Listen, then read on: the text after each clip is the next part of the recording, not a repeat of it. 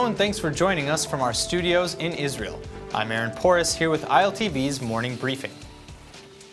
An IDF soldier was injured early this morning during an operation in the Balata refugee camp near Shechem, or Nablus, when an explosive device was thrown at a group of soldiers.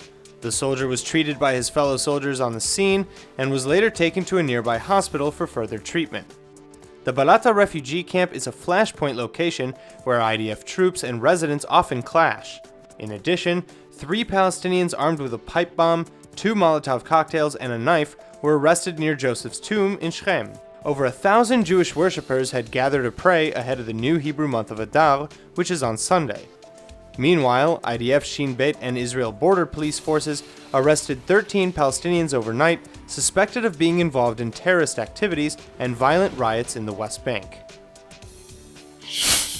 In response to the latest wave of bomb threats leveled against Jewish community centers and institutions around the country, over 150 congressmen and women signed a letter calling for a sense of urgency in investigating the matter. The letter demands that the United States Department of Homeland Security, the Attorney General, and the FBI look into the matter immediately and in cooperation with JCC associations and local forces to put an end to the growing trend. Since the start of 2017, 69 bomb threats have been levied against 54 different North American JCCs. 11 of these threats were just earlier this week on Monday. Earlier this morning, the Anti-Defamation League headquarters in New York was targeted. As in the cases with the JCCs, the threat was a hoax, and rather than intimidating, the newest bomb threat has only galvanized their cause. ADL CEO Jonathan Greenblatt said, quote, "This is not the first time that the ADL has been targeted, and it will not deter us in our efforts to combat anti-Semitism and hate against people of all races and religions." Senator Lindsey will reintroduce legislation next week that would cut United States funding to the Palestinian Authority if it continues to provide monetary support to the families of those who commit acts of terror against Israelis. Known as the Taylor Force Act after the American who was knifed to death in March 2016 by a Palestinian assailant while visiting Tel Aviv, the bill was first introduced by Graham last year when Graham said, quote, "Why is the Palestinian Authority paying young Palestinians to commit acts of terror against innocent Americans like Taylor Force or Israelis? The Palestinians need to decide. Do they condemn these horrible acts or do they reward them?" End quote. Force, who was 29 years old at the time, had served in Iraq and Afghanistan, was a graduate student at Vanderbilt University, and was traveling with other students on a program studying global entrepreneurship. The Warsaw, Poland municipality has issued a deadline to submit claims over property stolen by Nazis or communists during World War II. After the deadline passes, all property will be transferred to the state of Poland or to Warsaw. The city put out a first list on Wednesday of 50 assets belonging to Jews which was stolen from their owners either by Nazi or communist forces during the Second World War.